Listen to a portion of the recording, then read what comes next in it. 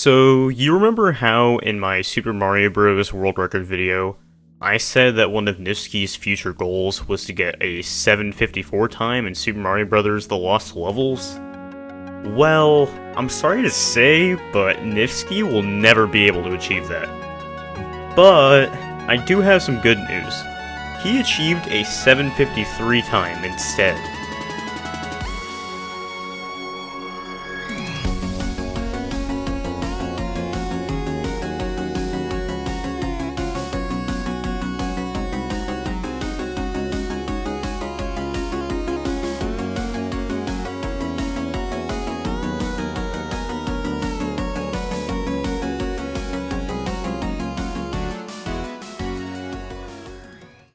No, I didn't misspeak there. On December 18th, 2020, speedrunner Niftski, who broke the world record in Super Mario Bros. Just a month or so earlier, decided to chase after his next goal, and one day got a record out of nowhere with a time of 753.936 in Super Mario Bros. The Lost Levels any percent. I think it's fair to say that more people focus on Super Mario Bros. Instead of its less appreciated sequel. But no matter how much you know about it, this run is debatably more insane than what is done in its predecessor. Speaking about the run at hand here, besides the sheer craziness that is getting two competitive tight records within a month, Niftski did something even crazier. He broke 2-second barriers at once. At the end of one of his livestream sessions, Niftski decided to do a few attempts that went for extra time saves that humans weren't generally going for yet. These extra time saves would be enough to get a 7 minute and 53 second time. The previous record was a 755.317 by Tecate, who was ultimately the winner between a world record competition between Cosmic, Sumwest, and Tecate himself that happened earlier in the year. So how did Niftski save so much time over the record? Well, if you watched any video explanation of Super Mario Bros., you were probably familiar with the frame rules. The exact same frame rules exist in Lost Levels as well. Frame rules are used to keep track of time in the game. In Super Mario Bros. And the Lost Levels, these frame rules are used in terms of when to load levels. These games don't keep track of individual frames, which means that individual frames don't matter during the run, besides the last level before the run ends, which is 8-4. These frame rules last 21 frames, or 0.35 seconds. Many may use an analogy of frame rules being a bus that stops at every 21 frames, if that's how you want to look at it. Anyways, while runs have gotten more and more optimized, runners have found different glitches and strategies to save just enough frames to make an earlier frame rule in multiple levels. Just like Super Mario Bros., it is probably best that I break this down level by level. I would like to thank Niftski for dedicating a bunch of time to answering every question I had about every single level. This game is not the most documented, so thank Niftski for helping me explain the rest of this video. Just like in Super Mario Bros., Niftski performs a flagpole glitch at the very end of 1-1, but this flagpole glitch is actually a lot newer in Lost Levels. The previous record by Tecate didn't even go for the glitch. This means that Niftski is 0.35 seconds, or one full frame rule ahead of the previous record already. How did he do this flagpole glitch though? While the inputs for the actual glitch execution are the same, the setup is not. Kriller37, who has discovered a lot of setups for both Super Mario Bros. And the Lost Levels, found a good setup for flagpole glitch in 1-1. To set yourself up just right to perform the flagpole glitch and save time, you need to perform what is called a super jump off the first Koopa at the beginning of the level. A super jump is a trick that you can do in this game where if you time and hold jump just right, you can get a bunch of extra height off a Koopa. Based on what frame you start in 1-1, this super jump is either a 2 or a 3 frame window, but that isn't it though. While jumping in mid-air here, you need to hold both down and right, and let go of right before you land back on the ground again. You now have a good setup for the flagpole glitch. All you need to do now is perform the actual glitch itself. The inputs here are not like 1-1 at Super Mario Bros. Though. It is actually similar to what is done to save an extra frame rule with a flagpole glitch in 8-1, which is currently not being used in World Record in Super Mario Bros., but definitely will be sooner or later. 1-2 in this game is way more complicated in comparison to the original game. Besides having some tight movements, Niftski performs both a wall jump and clips into the wall to breeze to the warp zone. Niftski said that for this wall jump here, he does a strat that gives inconsistent subpixels for the wall jump, but ultimately ends up being faster. In the section with the Goombas, by slowing down and going backwards like he did, you will get more speed and lesser of an X position, which ultimately means that after Niftski performs a wall jump, he will get to the pipe quicker. Traditionally, what top runners did was only hold right and B the entire level, instead of going backwards like Niftski did here. Doing the traditional fast strategy allows you to always hit the wall jump pixel, but Niftski wanted to save extra time, and decided to go for the inconsistent strategy, and it saved enough frames to ultimately save him a frame roll in 1-2. This is the first time that Niftski had even gotten this time save in a single run, which is why he got a gold split here.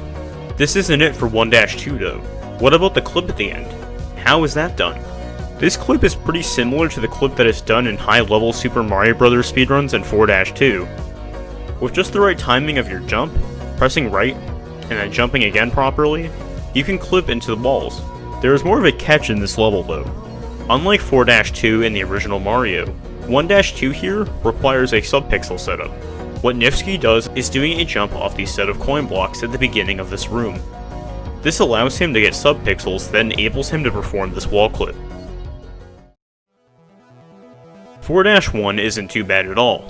There isn't any special flagpole glitch or clip that you have to perform. There are a couple of tricky looking jumps though, like having to slow down for the spiny here.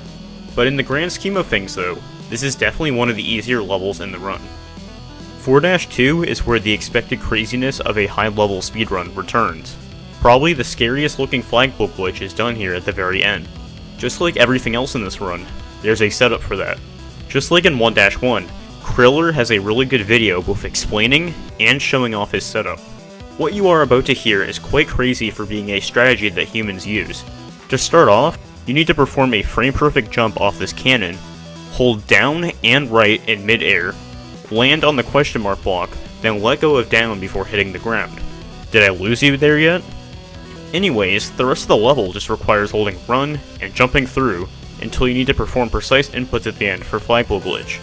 What is even cooler about what both Niftski and Kriller do is performing the flagpole glitch from the bottom part of the level here instead of the top. The top route is slightly harder due to this Koopa being in the way. I don't know about you, but I think this bottom route looks cooler. Sadly, this is the last flagpole glitch in the run, but don't worry, this isn't even the peak of the run yet.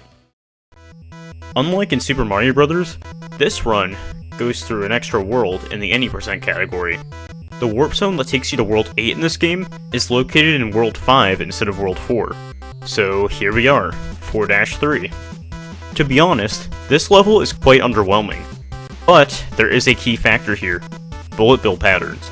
In the second half of 4-3, random bullet bills fire in random positions. Well, random to an extent.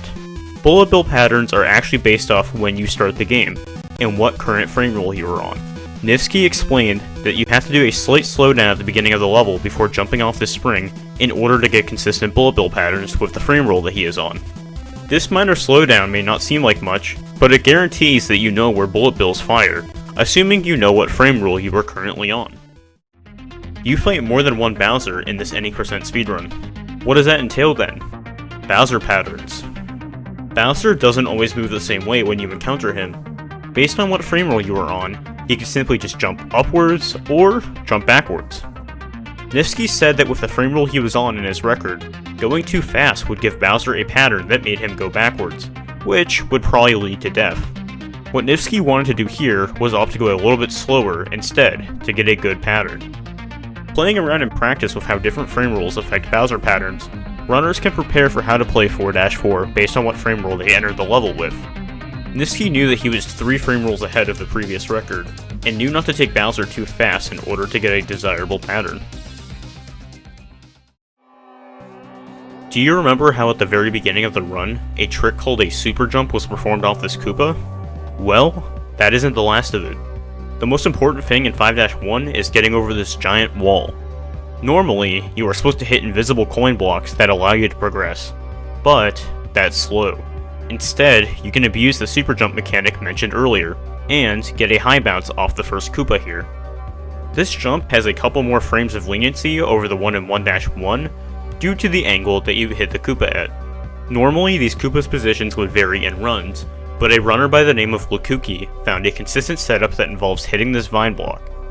If you jump at just the right time in order to hit this block, you can change the Koopa pattern, which allows you to know what position the Koopas will be in every single time. This level may seem quite tame, but I can assure you that the rest of the run is quite the opposite. If you are familiar with the original Super Mario Bros., you may be aware of the concept of wrong warping.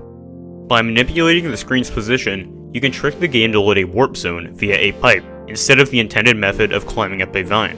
Now completely forget about all that, because what you're about to see is a completely different beast. Instead of simply entering a pipe to activate a warp zone, what if you had to clip into it? Just like in the original 4-2, in this game, the intended warp zone entrance is via a vine that is activated by hitting a block. Around early 2017, runners discovered and started using a new strategy involving this pipe. Stopping under the right side of the pipe, jumping, clipping inside the pipe, and mashing jump made Mario wrong warp to the warp zone that takes you to World 8. Over the years, runners would perfect this newly discovered glitch, and found that you can clip on the left side of the pipe with the right subpixels. Niftski in this run went for a faster frame rule save than ever before. This setup saves a frame rule that is commonly only saved in tool-assisted speedruns. A runner by the name of HitsCrits found an easier setup that allows Mario's subpixels to be just right for the pipe clip. This subpixel setup involves holding down and right while walking off these blocks. The setup isn't the hard part though. The wrong warp is debatably the tightest and most technical trick in this run. To get this extra frame rule time save, you need to mash jump really fast while Mario clips inside the pipe, run a little bit to the right to scroll the screen, and press down to go through the pipe. If you don't scroll the screen far enough right, the wrong warp won't work at all, and if your mashing was too slow, you can sometimes just barely miss the fastest frame rule. Just getting this trick in any capacity, which was dubbed the Devil's Spell, was hard enough. Tecate's previous world record still did the standard variant of this glitch by clipping through the right side of the pipe. Just like Niftski did in Super Mario Bros., he added a new frame rule of time save that was only previously done in tool-assisted speedruns, and was never expected to be done by a human in real time.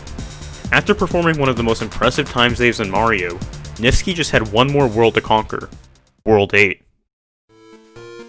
8-1 is a lot more tame than the clip that we just saw before. Things of note here are having to worry about Hammer Brothers, delaying quickly to ensure that the Koopa is low enough to bounce off, and really, that's it. Just 3 more levels to go. Nerves are getting higher, and the end of the run is getting closer. The nerves may be ramping up, but 8-2 is not the time to let them get in the way.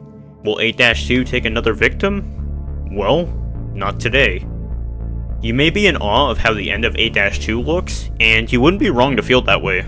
Niftski has to time a left-facing jump, land on the Koopa while hitting the vine block, and landing on the block to the right, as well as instantly jumping left onto the vine. That may sound like a hard task to perform, and it is. Well, kinda.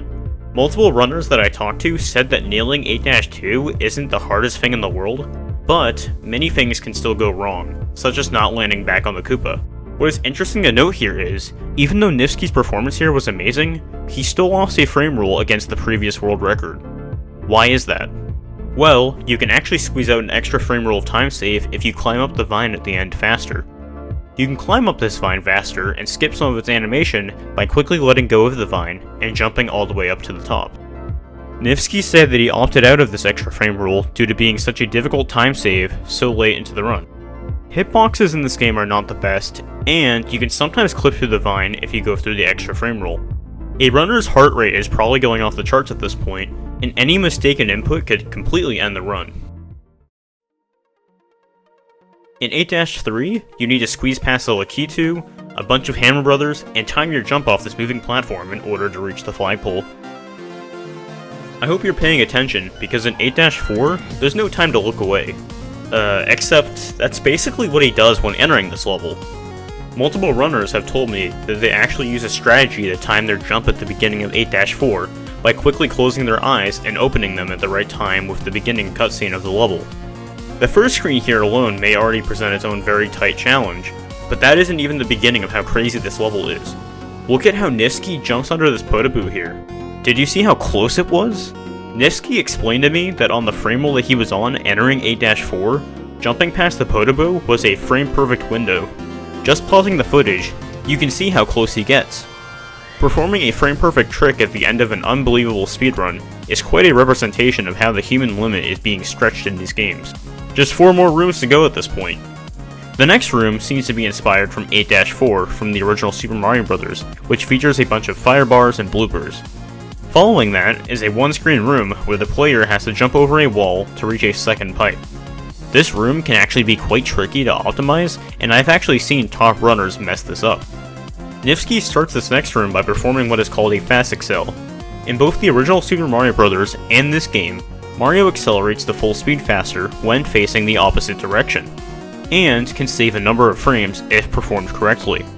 Niftski nailed this fast accel, and just had to maneuver through a couple of tricky Koopa jumps before reaching the final room that would lead him to the new world record. Instead of having just one Bowser enemy in the final room, players have to get past 2 here. Runners have dubbed this first Bowser as Bruce, and many runners have lost amazing runs here to not being able to predict the pattern properly. Luckily though, Niftski was able to react perfectly to Bruce's movements, and based on his actions, knew how the final Bowser would react. Niftski says that with the frame roll he was on, both Bruce and Bowser patterns are really good. Niftski also knew that based on the frame rule, that since Bruce threw 2 hammers after being passed, it would give him an easier Bowser pattern. This predictable pattern led him to not the first 754, but the first 753 time.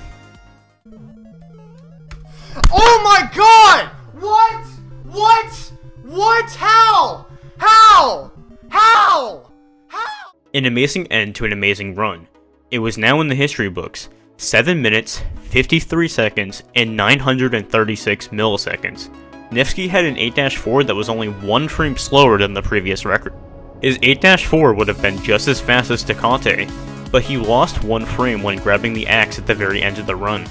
With every frame counting in Bowser during a run, it's very rare to see 2 records back-to-back have such close performances in 8-4. Just like any other world record, the immediate question is, what is next? Well, that question is really hard to answer. Unlike the original Super Mario Bros., where I could quickly name 5 different people that could steal the world record any day now, Lost Levels is completely different. With this run being a bit longer in length, and having more and more precise tricks needed for the record, new competition is looking less and less likely. Niftski himself states on his run submission that he doesn't think he will need to ever complete this category again, and he never thought he'd go for 753 in the first place.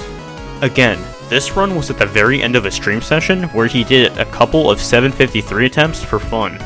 His goal was a 754, not a 753. Tecate would be the second most likely person to contest this record, but the probability of that is slim to none. When Niftski got his 753, Tecate uploaded a short clip on his YouTube of eating a stick of butter to celebrate how quote-unquote butter smooth his new world record was, and said in the description that he is retiring from the game. That removed the 2 most likely candidates from ever beating this time. And it makes complete sense. In such an optimized and difficult run, the record was smashed by over a second. No one ever planned for a 753 to happen at all in the near future. So, who else could beat this time? That, I'm not really sure. I'm predicting right now that this record is going to stand for a really long time, and I don't think it will get beaten at all in 2021. Let me know if you disagree in the comments. Maybe someday someone else will dedicate their free time to besting Niftski's 753, and if you look at the top 10 runners, there's a lot of potential in there. The question is though, does anyone really want to? Thank you for watching.